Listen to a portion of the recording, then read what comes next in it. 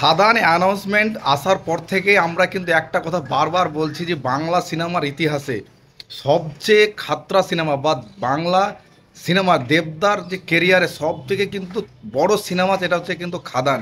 কিন্তু ভাই না, দেবদা যে কথাটা বলেছিল যে যারা খাদান নিয়ে মানে উৎফুল্ল করছো মাতামাতি করছো কিন্তু টেক্কা আসুক তারপর দেখবে টেক্কা কী জিনিস, তখন খাদান কিন্তু ভুলে যাবে। সত্যি ভাই খাদান ভুলে যাওয়ারই মতো। হ্যালো ফ্রেন্ড, নতুন একটা ভিডিওতে সবাইকে স্বাগত। আমি মাইজ এখন রিয়াকশান মানে দিব বা রিভিউ দেবো কিন্তু টেক্কার টিজারের। ইতিমধ্যেই কিন্তু জাস্ট কিছুক্ষণ আগে কিন্তু টেক্কার টিজার চলে এলো। তো কেমন লাগলো টেক্কার টিজার এই নিয়ে দু একটা কথা বলবো। তো ভিডিওটা স্কিপ না করে শেষ অবধি দেখার চেষ্টা করো এবং চ্যানেলে নতুন হলে পারে চ্যানেলটি অবশ্যই সাবস্ক্রাইব করে দিও। টেক্কার টিজার দেখলাম ভাই, সত্যি জাস্ট অসাধারণ। খাদানের টিজার যেরকম দেখেছিলাম দেবদা ছিল, সাথে যিশু সেনগুপ্ত ছিল, কিন্তু এখানে দেব একাই রয়েছে এবং সাথে রয়েছে একটা বাচ্চা মেয়ে।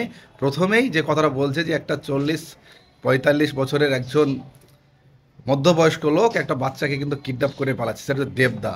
তো দেবদা দৌড়ে পালাচ্ছে, প্রথম সিনেই কিন্তু একটা জলে পা দিয়ে কিন্তু দৌড়ে পালাচ্ছে।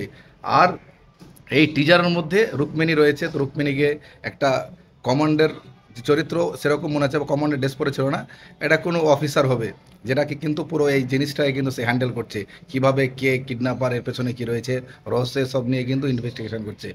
এবং সর্বশেষে যে সিনটা দেখলাম সেটা কিন্তু একেবারে ঘুষবাম দেখলাম। দেবদা যে অফিসের মধ্যে কিন্তু একটা পুরো পিস্তল নিয়ে কিন্তু গুলি করছে এবং তোড়ফোড় করছে, একেবারে চিৎকার করছে।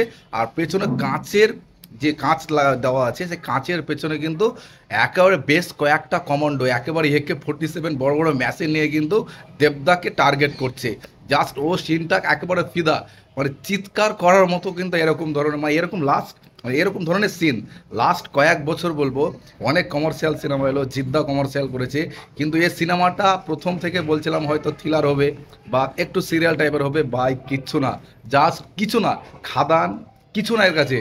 খাদানে তো একটা মানে কয়লা মাফিয়া সিনেমা হবে, সেটা বড় কথা, বড় সিনেমা হোক, কিন্তু এখন বর্তমানে খাদানের টিজারের থেকে সব থেকে বেস্ট টিজার বলবো সেটা কিন্তু হচ্ছে টেক্কার টিজার। তার যে সাউন্ড, যে ভিজুয়াল আছে বা সাউন্ডগুলো আছে, মিউজিক্যাল আছে, জাস্ট অসাধারণ লাগছে।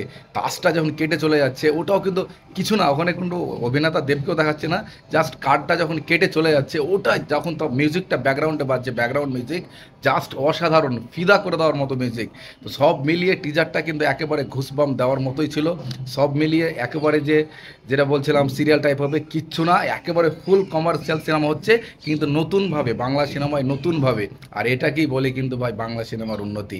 বাংলা সিনেমার উন্নতি কিন্তু দেবদার হাত ধরেই কিন্তু হতে চলেছে, সেটা খাদানের মাধ্যমে হোক, তার থেকে আগেই একেবারে পুজোতে আসছে তার টিজার চলে এলো, সেটা হচ্ছে টেক্কা।